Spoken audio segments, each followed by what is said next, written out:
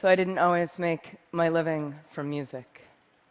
For about the 5 years after graduating from an upstanding liberal arts university, this was my day job.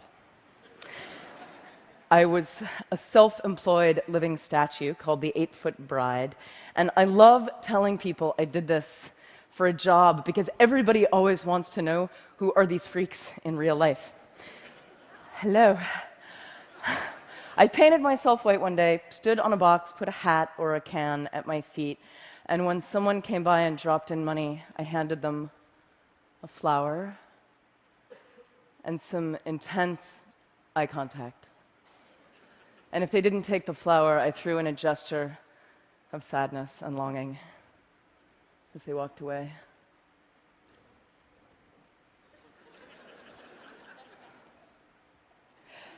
So I had the most profound encounters with people, especially lonely people who looked like they hadn't talked to anyone in weeks. And we would get this beautiful moment of prolonged eye contact being allowed in a city street, and we would sort of fall in love a little bit.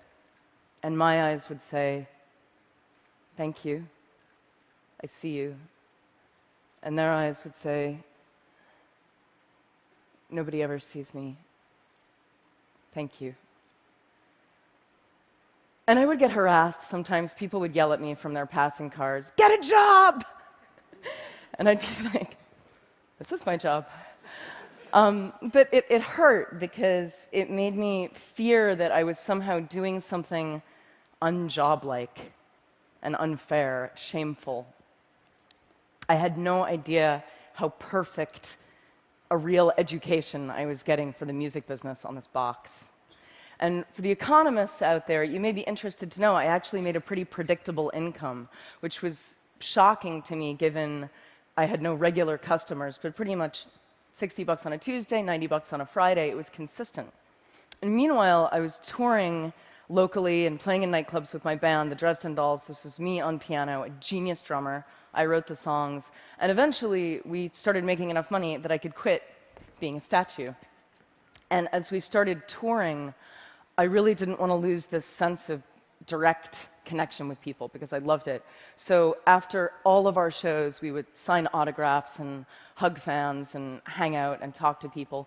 And we made an art out of asking people to help us and join us. And I would track down local musicians and artists, and they would set up outside of our shows, and they would pass the hat, and then they would come in and join us on stage. So we had this rotating smorgasbord of weird, random circus guests. And then Twitter came along and made things even more magic because I could ask instantly for anything, anywhere. So I would need a piano to practice on, and an hour later, I would be at a fan's house. This is in London. People would bring home-cooked food to us all over the world backstage and feed us and eat with us. This is in Seattle. Fans who worked in museums and stores and any kind of public space would wave their hands if I would decide to do a last-minute spontaneous free gig. This is a library in Auckland. On Saturday, I tweeted for this crate and hat because I did not want to schlep them from the East Coast, and they showed up care of this dude, Chris from Newport Beach, who says hello. I once tweeted, "Where in Melbourne can I buy a neti pot?" And a nurse from a hospital drove one right at that moment to the cafe I was in, and I bought her a smoothie, and we sat there talking about nursing and death. And I love this kind of random closeness, which is lucky because I do a lot of couch surfing. In mansions where everyone on my crew gets their own room, but there's no wireless, and in punk squats, everyone on the floor in one room with no toilets, but with wireless, clearly making it the better option.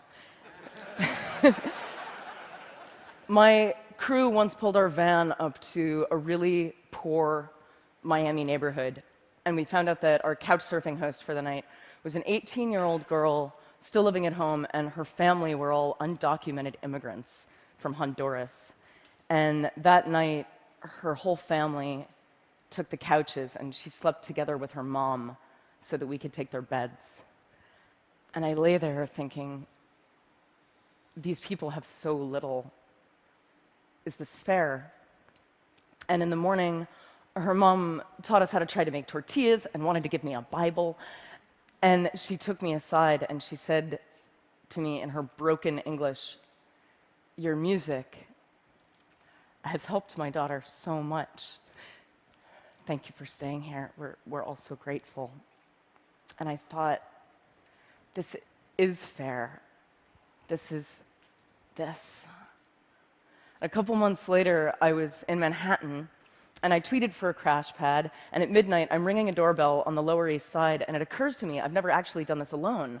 I've always been with my band or my crew. Is this what stupid people do? Is this how stupid people die? And before I can change my mind, the door busts open. She's an artist. He's a financial blogger for Reuters. And they're pouring me a glass of red wine and offering me a bath. And I have had thousands of nights like that and like that. So I couch surf a lot. I also crowd surf a lot. I maintain couch surfing and crowd surfing are basically the same thing. You're falling into the audience, and you're trusting each other. I once asked an opening band of mine if they wanted to go out into the crowd and pass the hat to get themselves some extra money, something that I did a lot. And as usual, the band was psyched, but there was this one guy in the band who told me he just couldn't bring himself to go out there. It felt too much like begging to stand there with the hat. And I recognized his fear of, is this fair? And get a job. And meanwhile, my band is becoming bigger and bigger. We sign with a major label. And our music is a cross between punk and cabaret. It's not for everybody. But, well, maybe it's for you. We sign, and there's all this hype leading up to our next record. And it comes out, and it sells about 25,000 copies in the first few weeks. And the label considers this a failure. And I was like, 25,000, isn't that a lot? They were like, no, the sales are going down, it's a failure, and they walk off. Right at the same time, I'm signing and hugging after a gig, and a guy comes up to me and hands me a $10 bill. And he says, "I'm sorry, I burned your CD from a friend."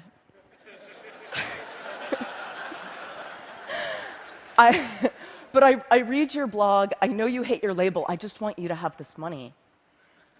And this starts happening all the time. I become the hat after my own gigs, but I have to physically stand there and take the help from people. And unlike the guy in the opening band, I've actually had a lot of practice standing there. Thank you. And this is the moment I decide I'm just going to give away my music for free online whenever possible. So it's like Metallica over here. Napster, bad. Amanda Palmer over here. And I'm going to encourage torrenting, downloading, sharing, but I'm going to ask for help because I saw it work on the street. So I fought my way off my label, and for my next project with my new band, the Grand Theft Orchestra, I turned to crowdfunding. And I fell into those thousands of connections that I'd made, and I asked my crowd to catch me. And the goal was $100,000. My fans backed me at nearly $1.2 million, which was the biggest music crowdfunding project to date. And you can see how many people it is. It's about 25,000 people. And the media asked, "Amanda, the music business is tanking and you encourage piracy. How do you make all these people pay for music?" And the real answer is, I didn't make them. I asked them. And through the very act of asking people, I'd connected with them. And when you connect with them, people want to help you. It's kind of counterintuitive for a lot of artists. They don't want to ask for things, but it's not easy. It's not easy to ask. And a lot of artists have a problem with this. Asking makes you vulnerable. And I got a lot of criticism online after my Kickstarter went big for continuing my crazy crowdsourcing practices, specifically for asking musicians who were fans if they wanted to join us on stage for a few songs in exchange for love and tickets and beer. And this was a doctored image that went up of me on a website. And this hurt in a really familiar way. And people saying, "You're not allowed anymore to ask for that kind of help," really reminded me of the people in their cars yelling, "Get a job." Because they weren't with us on the sidewalk, and they couldn't see the exchange that was happening between me and my crowd, an exchange that was very fair to us, but alien to them. So this is slightly not safe for work. This is my Kickstarter backer party in Berlin. At the end of the night, I stripped and let everyone draw on me. Now, let me tell you, if you want to experience the visceral feeling of trusting strangers, I recommend this, especially if those strangers are drunk German people. This was a ninja master level fan connection, because what I was really saying here was, I trust you this much. Should I? Show me. For most of human history, musicians, artists, they've been part of the community, connectors and openers, not untouchable stars. Celebrity is about a lot of people loving you from a distance, but the internet and the content that we're freely able to share on it are taking us back. It's about a few people loving you up close, and about those people being enough. So a lot of people are confused by the idea of no hard sticker price. They see it as an unpredictable risk. But the things I've done, the Kickstarter, the street, the doorbell, I don't see these things as risk. I see them as trust. Now, the online tools to make the exchange as easy and as instinctive as the street, they're getting there. But the perfect tools aren't going to help us if we can't face each other and give and receive fearlessly, but more important, to ask without shame. My music career has been spent trying to encounter people on the internet the way I could on the box. So blogging and tweeting, not just about my tour dates and my new video, but about our work and our art and our fears and our hangovers, our mistakes, and we see each other. And I think when we really see each other, we want to help each other. I think people have been obsessed with the wrong question, which is, how do we make people pay for music? What if we started asking, how do we let people pay for music? Thank you.